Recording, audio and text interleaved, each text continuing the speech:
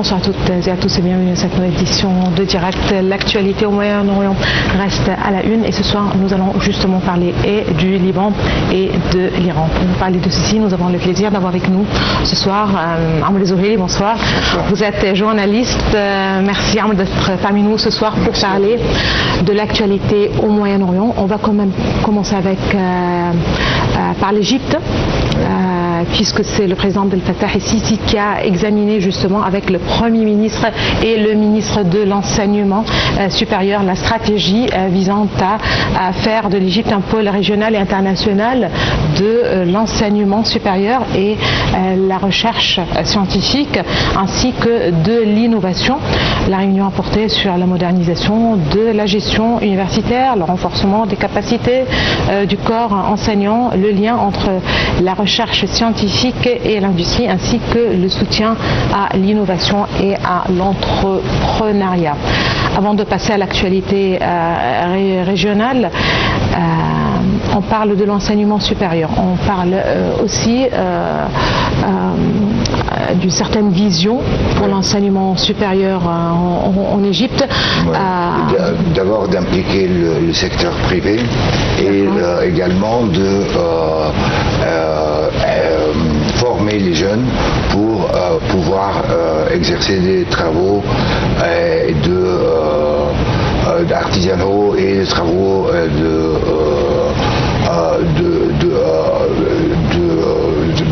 de labeur et du travail, mais exemplaires et également qui pourraient s'aligner aux normes internationales de la production et de l'industrie moderne.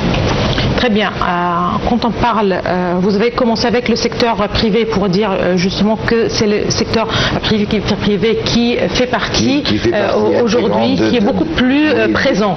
Présent qui s'aligne avec les efforts du gouvernement à travers les institutions gouvernementales qui, avec une vision internationale, essayent de mettre à jour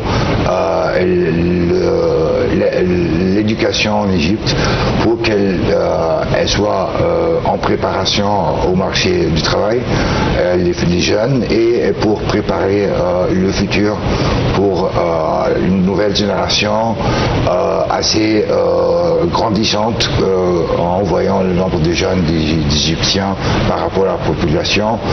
Cela veut dire que la population égyptienne est jeune puisque la majorité sont de moins de 30 ans ou de 20 ans, donc cela pourrait être un atout important pour l'industrie égyptienne dans le futur.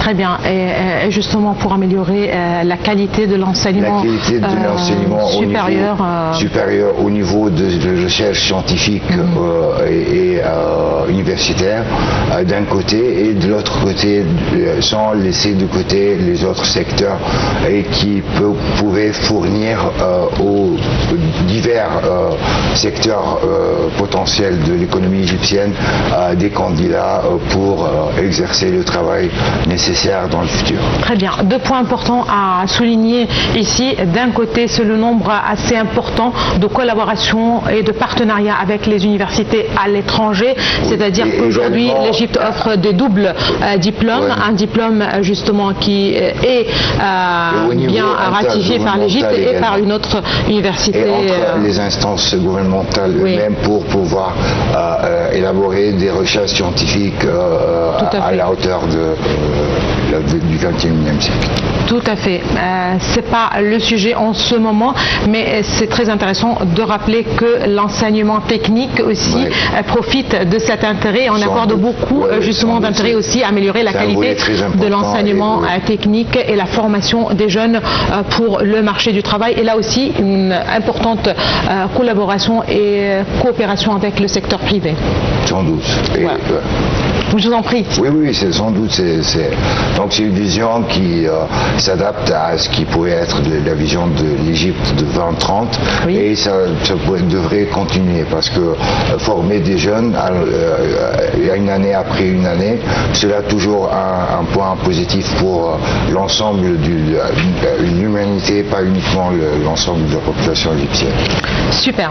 On passe aux justement nouvelles locales, pas locales, voilà. Plutôt voilà, vers l'extérieur, l'Égypte vers l'extérieur, puisque c'est le ministre des Affaires étrangères Badr Abdel-Ati qui seront à Séoul, en Corée du Sud, justement la capitale de la Corée du Sud, pour participer à la réunion ministérielle Corée-Afrique. Cette réunion vise à renforcer la coopération entre les pays africains et la République de la Corée dans la Corée du Sud dans divers domaines.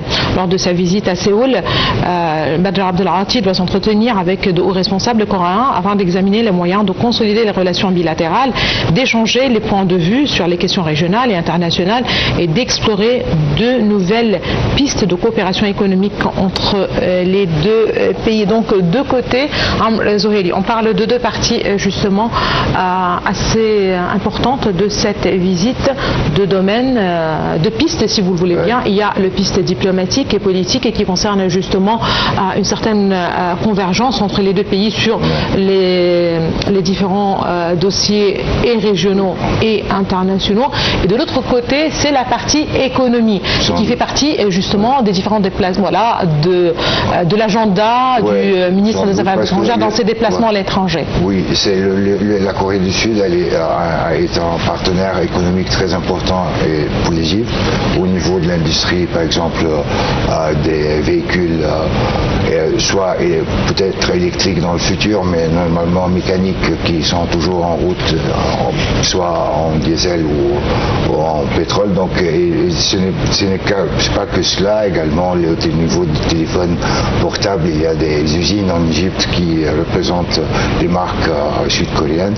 Donc ce volet économique est très important au niveau des voitures, au niveau de la technologie moderne, des téléphones, etc. intelligents. Également le volet politique, puisque regrouper des avis internationaux qui s'alignent avec les droits arabes dans la région et les droits également de pacifier la région au niveau de l'Asie ou au niveau de l'Amérique latine est très important et est un volet supplémentaire qui s'ajoute à les efforts de la diplomatie égyptienne pour occuper une place très importante comme un leader du tiers-monde et un leader dans les nombreux organisations et organismes comme par exemple les BRICS, etc., où l'Égypte doit jouer un rôle important. C'est l'Afrique aussi qui reste au centre de ces discussions et juste à l'occasion de la réunion ministérielle Corée-Afrique. On passe justement à cet entretien téléphonique qu'a eu le chef de la diplomatie Badr Abdel-Ati avec le vice-premier ministre et ministre des Affaires étrangères des Émirats Arabes Unis, Cheikh Abdullah bin Zayed Al Nahyan. Badr Abdel-Ati et son homologue émirati Abdullah bin Zayed ont discuté de derniers développements concernant les négociations entre les États-Unis et l'Iran. Les deux diplomates ont salué les liens profondément ancrés et distingués qui unissent les deux nations, affirmant leur engagement mutuel à promouvoir les relations bilatérales dans divers domaines. Cet appel téléphonique s'inscrit dans le cadre de la coordination et des consultations continues entre l'Égypte et les Émirats Arabes Unis. C'est l'Égypte qui confirme à chaque occasion justement sa solidarité avec les pays du Golfe au regard de la situation actuelle. On insiste sur le fait que la sécurité nationale du Golfe fait partie de la sécurité nationale de l'Égypte. Aujourd'hui, des tractations sont en cours pour trouver de sortir de cette crise. Voilà, ce sont et les Iraniens et les Américains qui continuent justement ces tractations, ces négociations justement. Et notamment au pays du Golfe. Voilà. J'imagine que c'est le moment de faire des comptes un peu chacun avec soi-même au niveau de l'importance des bases américaines qui auraient dû les protéger. Et après, ils ont vu, après l'insistance de M. Trump avec le soutien de Netanyahou d'aller vers la guerre, ils ont trouvé que c'est une raison qu'ils soient attaqués et non pas une protection supplémentaire. Donc c'est le moment de faire les comptes au niveau de l'ensemble des pays du Golfe, avec un soutien indéfectible de pays comme l'Égypte qui est le cœur du monde arabe et sans doute l'importance ou la politique égyptienne, elle comporte aussi un volet arabe très important qui démontre une union de sang, du langue et du destin qui date de décennies, ainsi sans doute rendre ou laisser les pays de Golfe sans un soutien de l'Égypte dans une guerre contre un ennemi quiconque est une chose très délicate. Donc une coordination avec l'Égypte est très importante. C'est une situation délicate, oui. Oui, c'est une situation très délicate. Oui. Et un soutien de l'Égypte est indéfectible, mais cela demande une initiative de ces pays pour savoir qu'est-ce qu'ils veulent exactement et en quels moyens on pourrait les aider, on pourrait s'unir pour arriver à leur fin politique. Très bien, donc la concertation continue entre l'Égypte et les pays du Golfe, voilà, justement ses voisins au Golfe. Là, c'est le premier ministre libanais, on reste dans le même contexte puisque c'est voilà, plus ou moins. Voilà, donc c'est le premier ministre libanais, Nawaf Salam, qui a dénoncé hier l'escalade dangereuse et sans précédent, selon lui, effectivement, d'Israël, dont les troupes progressent dans le sud du pays et mènent des frappes massives. Il a revendiqué également une nécessaire intensification des efforts politiques et diplomatiques pour parvenir à un cessez-le-feu rapide et réel. On parle justement de la nécessité d'un cessez-le-feu réel. Voilà. Nous allons justement. Voilà, je vous invite à suivre quelques détails sur ce dossier. On revient juste après pour faire le commentaire.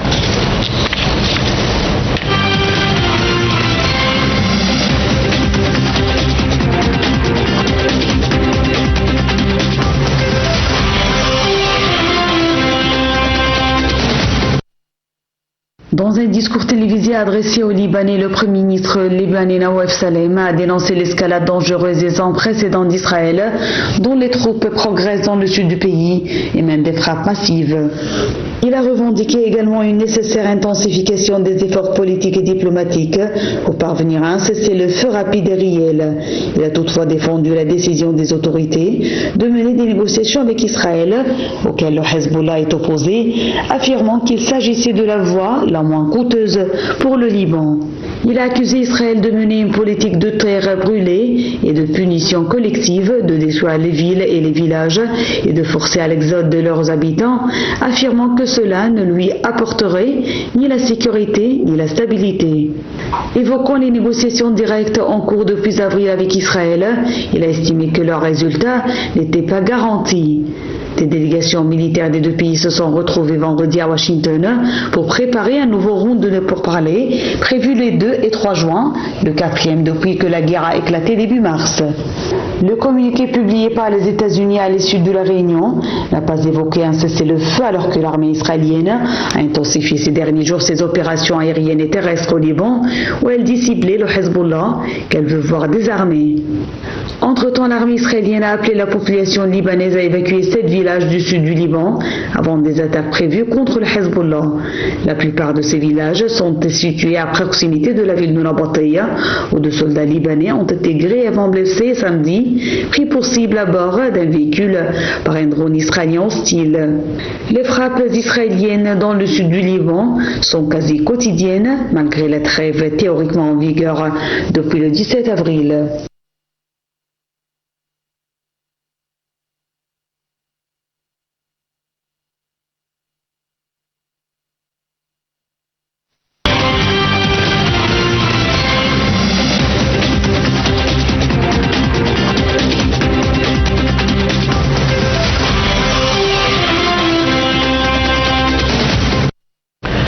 israéliens, malgré une trêve, un accord, donc on parle de cessez-le-feu depuis le 17 avril, qui devait entrer en vigueur à partir du 17 avril dernier.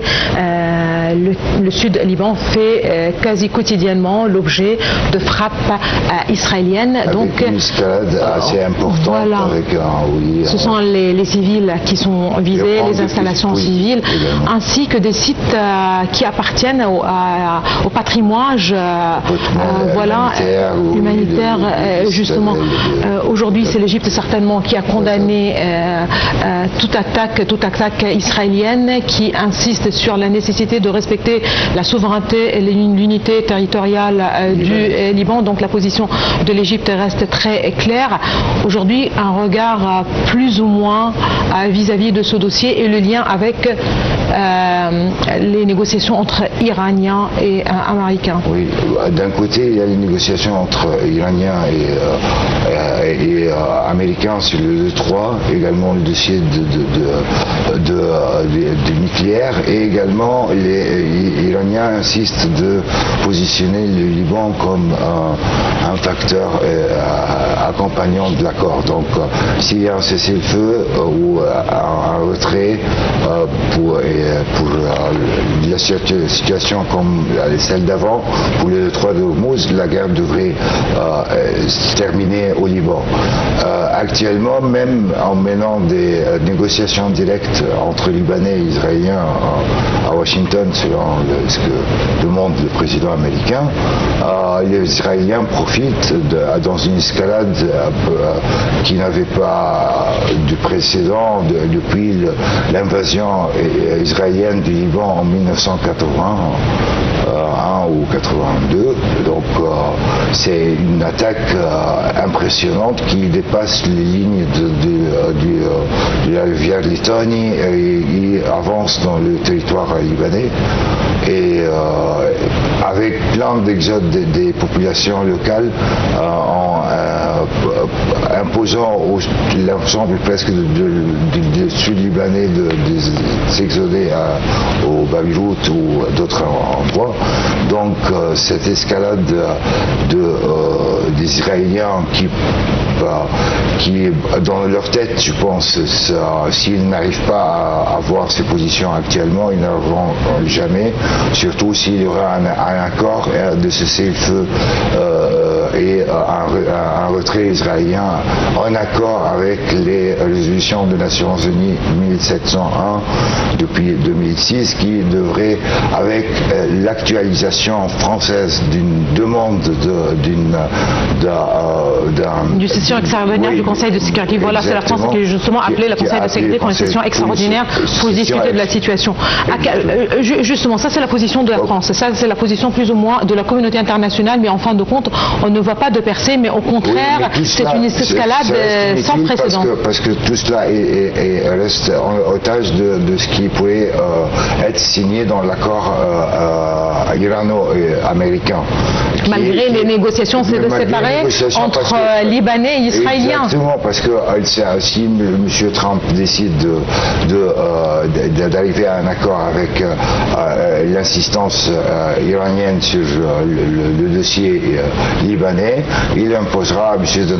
Netanyahu de se retirer et appliquer les anciennes résolutions des Nations Unies dans la résolution 1701. Donc, tout retournera à ce qui était avant. Ça, c'est une possibilité, mais les Israéliens parient toujours, M.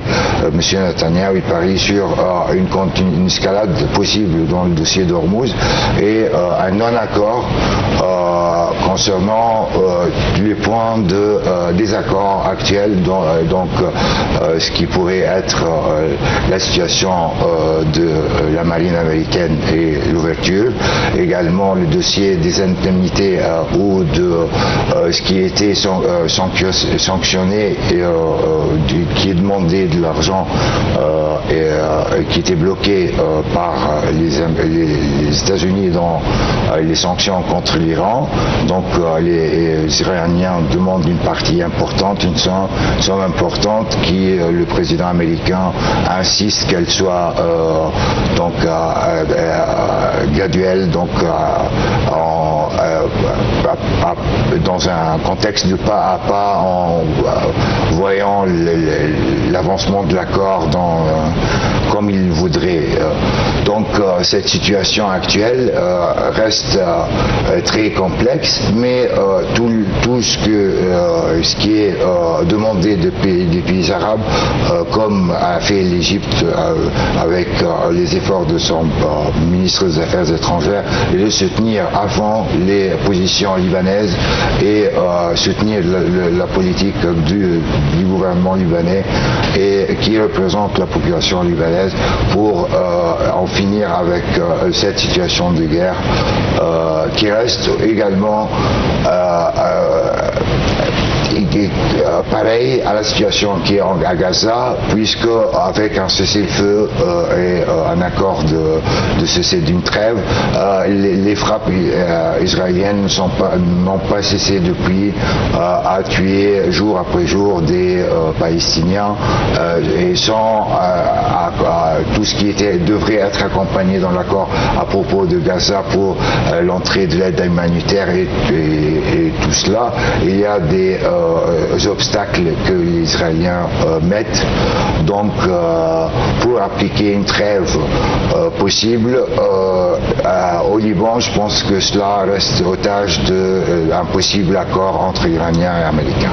Est-ce que vous pensez que l'Iran va inclure jusqu'au bout le Liban dans ces négociations? C'est-à-dire, vous avez déjà mentionné la question des fonds iraniens. C'est un point fondamental dans ce qui pourrait être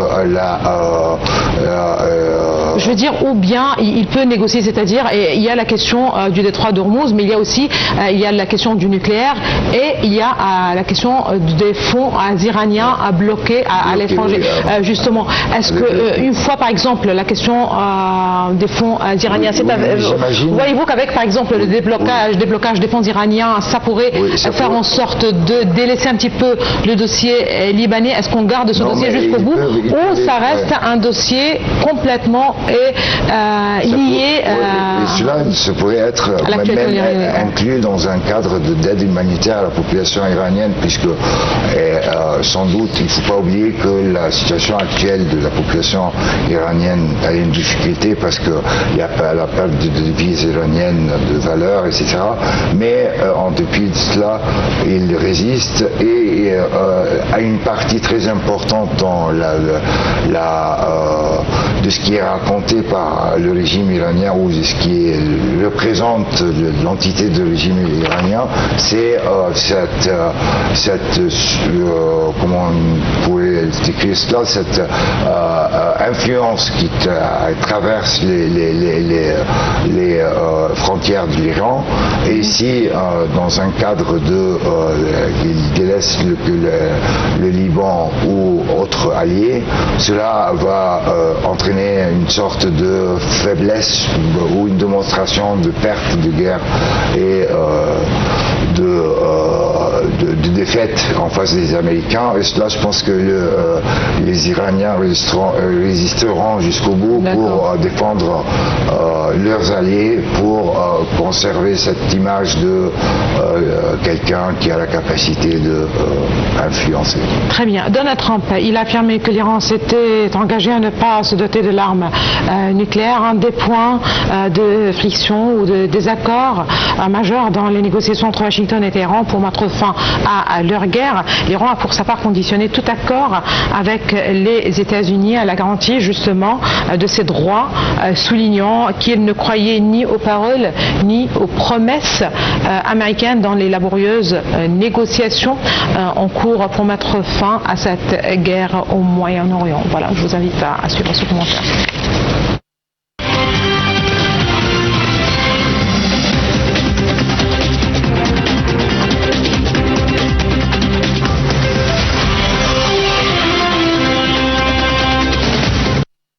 Nous n'approuverons aucun accord tant que nous n'aurons pas la certitude que les droits du peuple iranien ont été pleinement garantis, a déclaré dans une vidéo diffusée dimanche par la télévision d'État le principal négociateur iranien, le chef du Parlement, Mohammad Baghir Ghalibaf. Ce dernier a ajouté que les combattants dans le domaine diplomatique ne croient ni aux paroles ni aux promesses de l'ennemi. Selon le site américain Axios, le président américain Donald Trump, dont la priorité déclarée est de mettre fin au programme nucléaire iranien et de rétablir le trafic maritime dans le détroit d'Ormuz, souhaite plus de fermeté dans la position de Washington. Dans une interview enregistrée dans la semaine et diffusée samedi sur Fox News, il s'est prévalu d'un engagement renouvelé de Téhéran à ne pas se doter de l'arme atomique. De son côté, l'Iran considère la levée des sanctions américaines et le déblocage de ses avoirs gelés comme faisant partie de ses droits et revendique de maintenir un contrôle sur le stratégique détroit d'Ormuz qu'il a quasi verrouillé au début de la guerre. Téhéran insiste aussi pour que tout accord inclue la fin des hostilités au Liban, où Israël intensifie ses opérations contre le Hezbollah. Le président américain a affirmé qu'il n'était pas pressé. Samedi, son ministre de la Défense, Pete Hegseth, avait affirmé que les États-Unis étaient plus que capables de repartir en guerre contre l'Iran en cas d'échec des pourparlers. La guerre a été déclenchée le 28 février par une offensive israélo-américaine, alors que Téhéran et Washington avaient repris des négociations sur le nucléaire. Le conflit qui a fait des milliers de morts ébranle l'économie mondiale en faisant grimper les prix du pétrole. Les États-Unis et Israël accusent Téhéran de vouloir se doter de l'arme atomique, ce qu'il réfute. L'Iran insiste jusqu'à présent pour aborder le dossier nucléaire ultérieurement, après la signature d'un protocole d'accord. Washington a aussi affirmé son opposition au maintien d'un contrôle iranien sur le détroit d'Ormuz, passage stratégique pour le commerce mondial d'hydrocarbures, et a imposé pour sa part mi-avril un blocus des ports iraniens.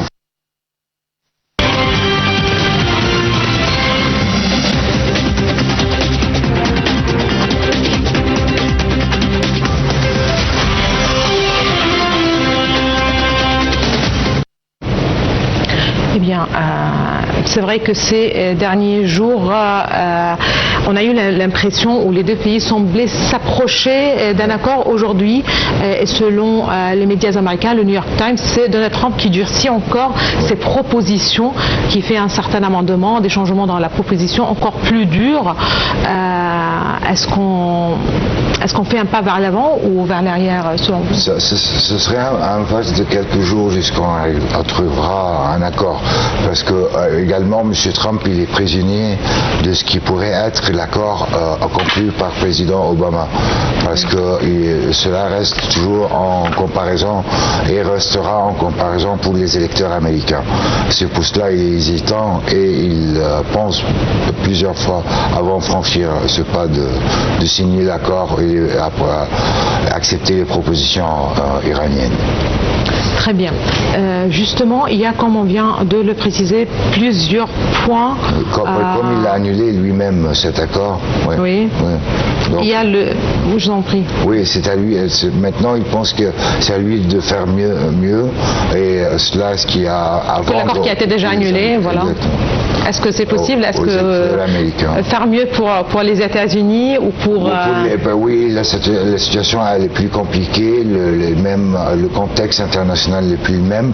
Donc, les affaires sont de plus en plus compliquées pour lui. Et accepter, je pense, l'Iran à travers des années de sanctions, elle aurait besoin de ces argents bloqués d'un côté. Ils ne peuvent pas également délaisser les alliés étrangers et l'occasion, c'était une occasion pour l'Iran à l'encontre de ce qui est la loi internationale maritime de faire une sorte de taxe pour de services d'accompagnement de bateaux d'instaurer. C'est pour cela les Américains ils étaient très offensés par l'Oman où ils ont menacé c'est l'Oman ou quiconque qui pourrait accepter cette situation qui reste inacceptable, comme par exemple le canal de Panama ou le canal du Suez ne sont pas naturels, donc ils sont œuvrés par les humains.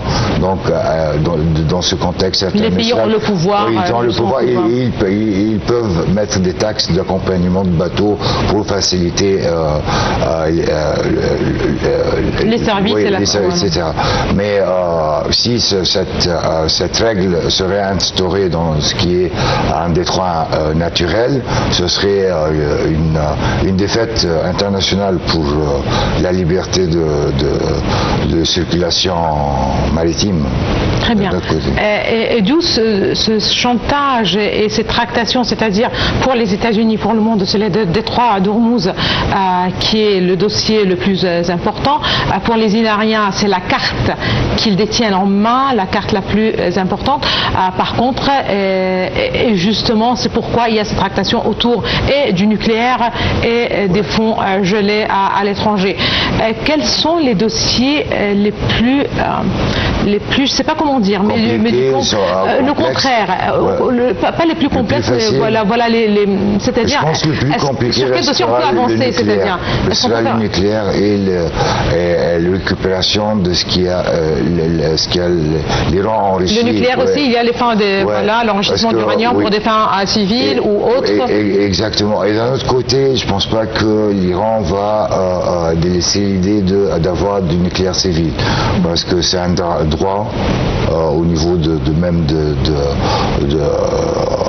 qui est droit des pays, de l'ensemble des pays du monde, de tout le monde. Après, ce serait un choix de laisser le nucléaire parce que c'est dangereux, mais pour des fins civiles, pour avoir de l'électricité, etc., ils ont le droit comme qui n'aime pas quiconque. Mais et également, le fait de les empêcher, cela blesse en quelque sorte l'ego de cet empire perse qui date des milliers d'années à l'encontre de ce que pensait le président Trump, qui fêtera 250 ans de l'indépendance des États-Unis. Donc c'est à un niveau de civilisation, mais sans doute on pourra pas dire que la machine de guerre américaine est devenue défectible ou elle n'aura pas la capacité de mener une guerre, mais les marchés internationaux et tout le monde maintenant a la conviction qu'une autre déstabilisation de prix de pétrole ne sera pas possible dans le prochain. Un impact assez sérieux sur l'économie mondiale. Merci beaucoup d'avoir été parmi nous ce soir pour parler du Moyen-Orient, des tractations en cours. Merci beaucoup à vous. Madame, monsieur, merci à vous aussi de nous avoir suivis. Ce soir, à présent, je vous laisse avec un autre dossier. C'est effectivement le Bureau des affaires des pèlerins d'Égypte qui supervise les pèlerinages organisés par tirage au sort par les associations caritatives et les agences de tourisme, et qui s'est vu attribuer la deuxième place dans la catégorie des bureaux du Hajj du prestigieux prix la Baytoum, où vous avez répondu à l'appel selon un communiqué publié hier, décerné par le ministère saoudien du Hajj et de la Omra au titre de la saison du Hajj 2026, cette saison 1447 de l'Hégire. Ce bouclier d'argent récompense les initiatives qui ont permis d'améliorer l'expérience des pèlerins et de garantir effectivement les plus hauts standards et qualité justement de satisfaction. Extension de programme national et international.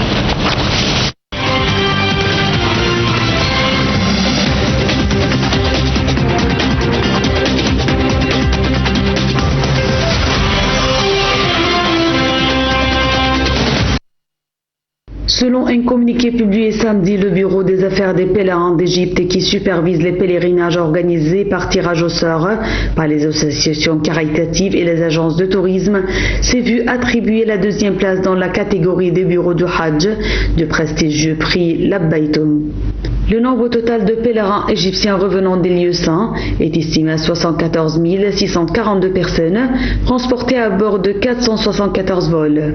Les autorités ont salué le bon déroulement des opérations sur le terrain, avec un suivi continu des équipes à Ména, une fluidité des déplacements entre Arafat et Mousdalifa, ainsi qu'une amélioration des dispositifs d'hébergement et de gestion des flux.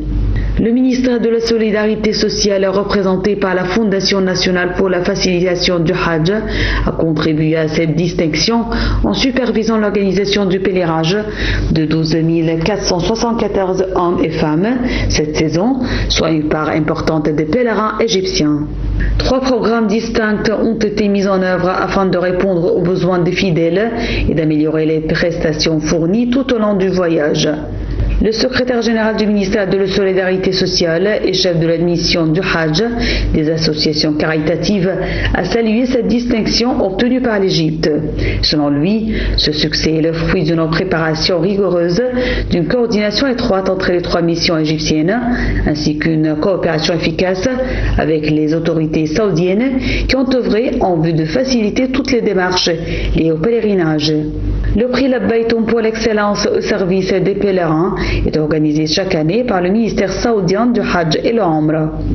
Il vise à promouvoir l'esprit de compétition entre les prestataires de services, à améliorer la qualité des prestations offertes aux visiteurs des lieux saints. Le concours comprend 12 catégories, dont celle des bureaux des affaires du Hajj, dans laquelle l'Égypte vient de se distinguer en décrochant le bouclier d'argent. Créée en 2022 par le ministère saoudien du Hajj et de Umrah, la récompense Labbaytoum par l'excellence au service des pèlerins vise à encourager la concurrence entre les différents acteurs du Hajj et de la Umrah afin d'améliorer continuellement la qualité des services offerts aux fidèles. Organisée annuellement, elle en est à sa 5e édition en 2026, après des cycles successifs en 2022, 2023, 2024 et 2025.